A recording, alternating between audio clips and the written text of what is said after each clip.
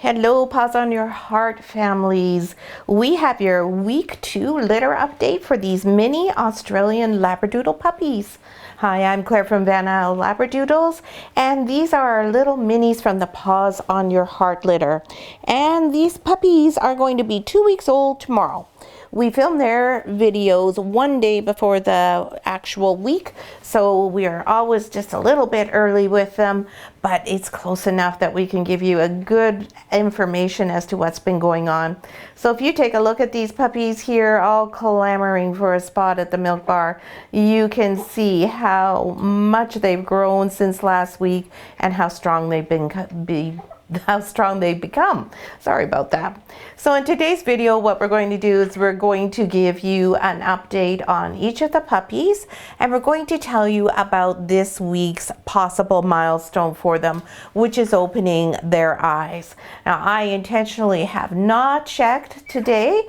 I have had Taylor in with the puppies so that I didn't have to be knowing if their eyes are open or not today. So it'll be a surprise for me as well as for you. I know one puppy has their eyes open because that puppy opened their eyes early. Now, does it mean they're behind if they haven't opened their eyes at 2 weeks? Not at all. It just means that their bodies aren't quite ready for that level of stimulation yet. So we're going to go through that. We're going to update you on their weights, let you know what they have been doing this past week. We'll give you an update on Noisette, and then we're going to talk briefly about 3 of the most important people that you're going to be forming a partnership when raising your puppy, and that's your vet, your trainer, and your groomer. So let's start here with our wonderful mama Noisette. You can see she's totally relaxed, happy as can be. Now, this is not Noisette's first litter, and she and Orca are sharing the maternity ward, and both of them are feeling pretty much like, nah, it's time. I can go out and hang out away from the puppies for a good 10, 15, 20 minutes at a time now. They want to be outside more, they're wanting to explore around outside more, and they just want to be back in more of a normal routine. So they're both very seasoned moms, and Noisette is well aware when the puppies are totally fine without her. And these puppies are excellent communicators. If they're hungry or they want Noisette for something, they squawk. They let her know. She can hear them from anywhere in the house. Now, when she's in the house, she doesn't move very far away from the maternity ward. She usually has a spot she sleeps very close to the door with one ear open and one eye open all the time, just making sure that everything's going okay with the puppies. She's a very devoted mom, but she's not a helicopter. So it's great because she's helping to teach the puppies to figure things out on their own and establish some independence. She's doing really well with her eating. I don't have to hand feed her any longer. She's eating now about 3.5 times what she would normally, sometimes 4 times as much. And she's got lots of energy. Her coat's still beautiful and plush. She's got lots of shine still, and she's just doing really well. She also hasn't lost any weight, so it's perfect. She was in really great condition when she got pregnant. She stayed in good condition throughout her pregnancy, thanks to all the hard work of her guardians, and she's staying in excellent condition here with lots of food options going on. Now, you can see the puppies are just that much more stable now. At week 2, we start to see them start using their back legs and start trying to stand up a bit. And some of these puppies are already moving around in the whelping box, not all of them. But you see Pink Color Girl here, she's trying valiantly to stand up on her hind legs. And if I just give her a little bit of a backstop, she actually has right now all of her weight on those back legs, and they are able to stay in place. Part of the reason they slide out is because this is such a flat surface for her. Same here with Silver. If we plop his legs up underneath him and I backstop him, then he stays in place there as well. Now, one of the things we've talked about many times with this litter is whether we have sables or phantoms, because I couldn't tell what they all were at birth. And I was explaining how normally we see a black line down the back of the sables, and that wasn't particularly evident in these guys. But you'll see in silver collar now this week, that black line is becoming more dominant and obvious. And also if you look at the side of his face, you can see from the top of his head here forward, it is darker, matches the darkness on his shoulders there than on the side of his body. So that tells me I'm pretty confident that silver collar boy is a sable puppy. Whereas with purple collar girl here, I'm not sure. She has a couple of striations going on, but I'm not sure if those are just simply striations in her color or if she is going to be a sable. This is red collar, I believe. Is that right? Are you red collar? Yep, red collar. Red collar is also showing me that I think she is probably a sable. And then underneath here we have, who are you here? Oh, I don't want to disturb you, but that one we'll figure out in just a second there. That must be, that's not green. Where is green collar? Go, green collar's over here hiding his head. Hello, sweetheart. So this one is probably a phantom, I'm pretty sure. So it doesn't matter though, really. Color is nothing compared to what's inside the dog. That is what the key ingredient is. Now they're all nursing, so rather than give you their updates and their weights, I'm going to let them continue to nurse, and we're going to talk for just a couple of minutes about the vet, the trainer, and the groomer. So these people, these three people, these professionals are going to play a very important role, each of them, in your dog's life. So it's important that you find someone you're comfortable with, just like when you were looking for your breeder. You want someone that you are confident in, feel is knowledgeable, shares your same perspective on how to do things with dogs, and is someone that you feel you can establish a lifelong relationship with. So the first most important one is your vet, of course. Now there is a shortage of vets, so it can be a challenge to find a vet. So I used to always recommend to everybody that you go out and you interview them, you book times to speak with them and get to have a feeling for the vet practice. That's not always what you can do these days. But what I still do recommend is that you do call or just pop in. Make sure it's a clinic that has a feel that you like. I love my vet clinic. They are not taking new patients. It's Cobble Hill Animal Hospital. It's an independent clinic, which is important to me. I'm not a huge fan of the larger consortium-owned clinics. I like that personal touch. I like the fact that it is operated by two vets because their philosophy and mine jive really well. And so it makes for a really nice relationship. It's a little bit more homey, if you will. But what you want to do is, first of all, find out, does this vet clinic know what an Australian Labradoodle is? You want to make sure they're aware that these are not Labradoodles and these are not Aussie Doodles. Those are two different breeds of dogs and not what your puppy is. Your puppy is a multi-gen Australian Labradoodle. So you want to make sure that they are aware of the differences, that they understand the special needs that go with each breed, and in particular for your Australian Labradoodle puppy. Then for your trainer, I would suggest you take a look and you find some training facilities that you think might be a good fit for you that are offering puppy classes at the time that you will need them when you take your puppy home. And go and sit in on some classes, see what you can learn. If you are on Vancouver Island, we have two trainers that we recommend most highly. One of them is Taylor, who is our assistant. She runs puppy classes, puppy socialization classes, and does one-on-one training.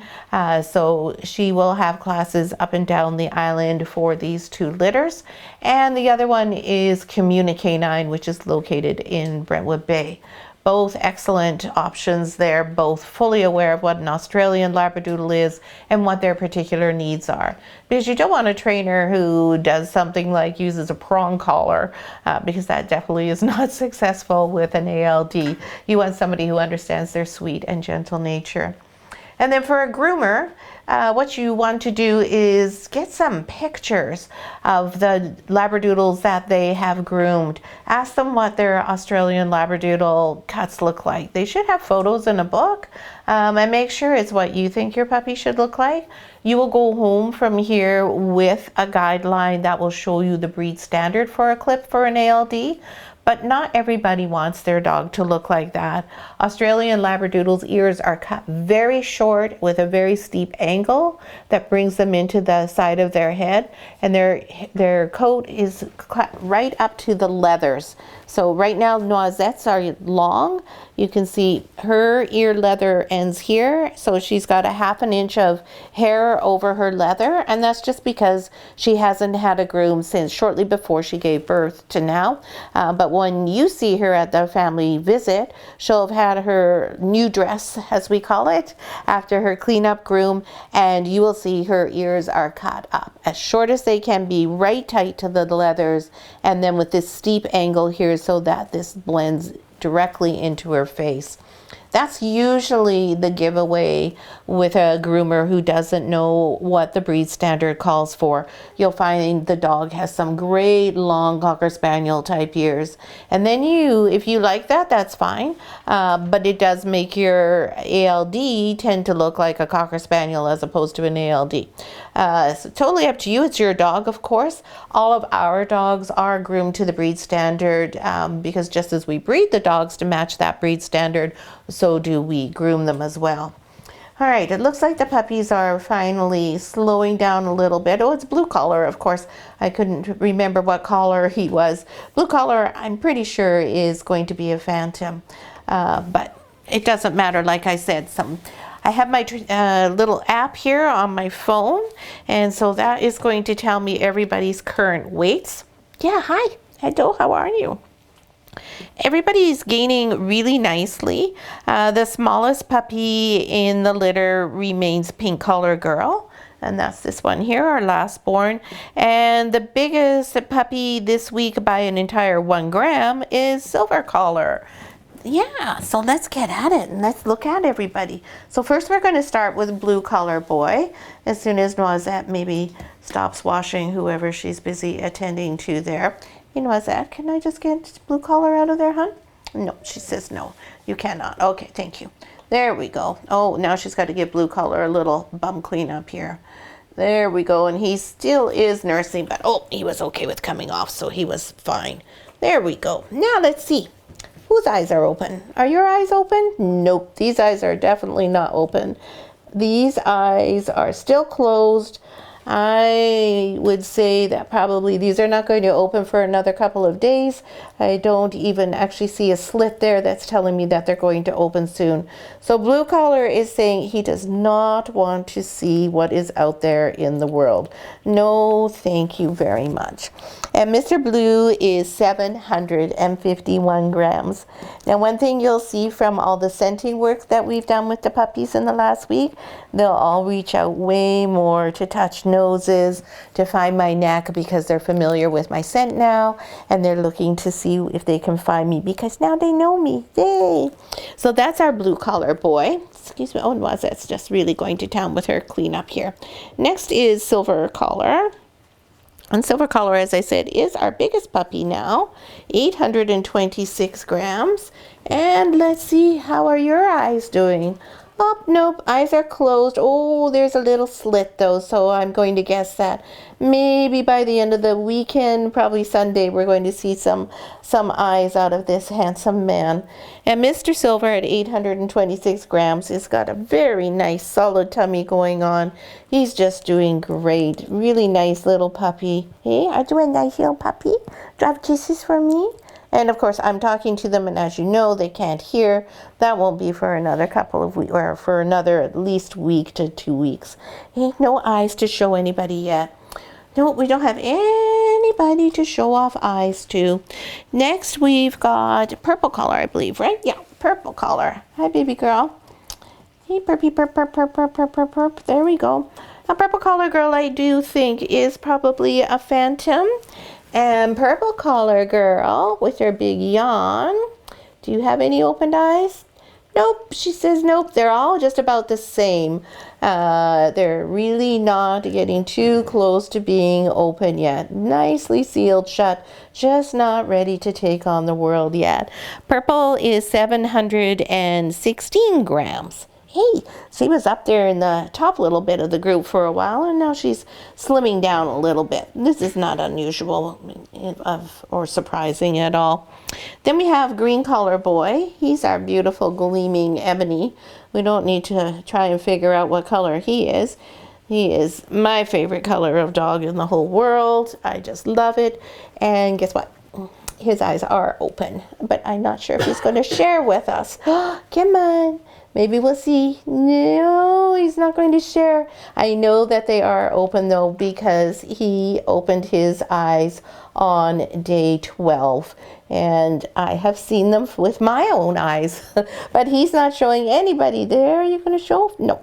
It's also hard to see because he's black. Green collar is 825 grams. So he's just 1 gram off from silver collar. So the two of them are the two big guys in the litter. Next, we've got red collar. Come here, little girl.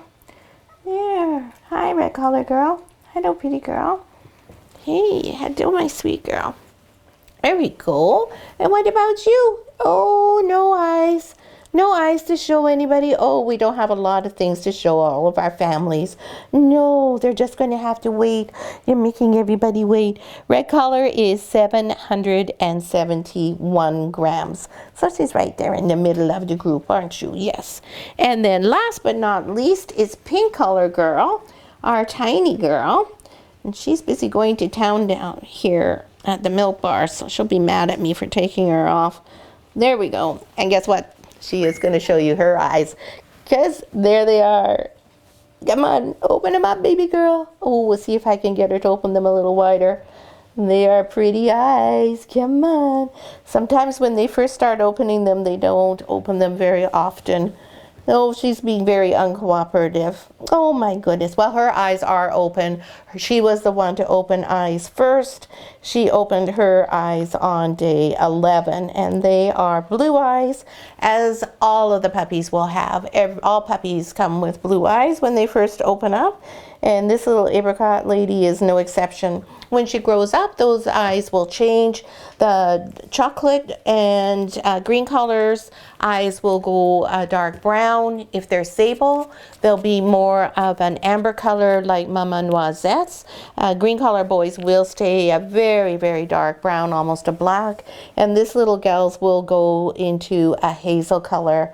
They'll be lighter than what Noisette's are. And there she is with her famous little beauty spot there. But she's just not going to cooperate at all and show her eyes. Oh, there we go, little tiny. No, not enough for you to see. So no eyes to look at quite yet in this litter. Now when their eyes do open, what do they see? Virtually nothing. All it is a big blur. They can see shapes, and that's it. They will not be able to identify and differentiate between Mama Noisette and myself, for instance, for another week or so after their eyes are open. Mostly what they first see is just a lot of blurry blobs. And there you can see if Noisette would stop cleaning Purple, she's showing you, Purple Collar is showing you how she can stand up on all fours. So usually we have eyes open before we're standing on all fours, but these guys are moving ahead with learning up how to stand up on their own before they worry about opening up their eyes. So we hope you liked this week's update. If you did, give us a thumbs up. If you have any questions or comments, please put them in the comments below here. It's really helpful to us when you do both of those things.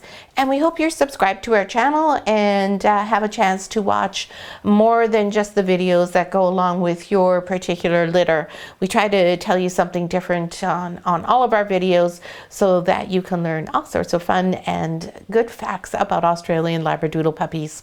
Thanks so much for watching, and we'll see you again next week when I promise we'll have open eyes.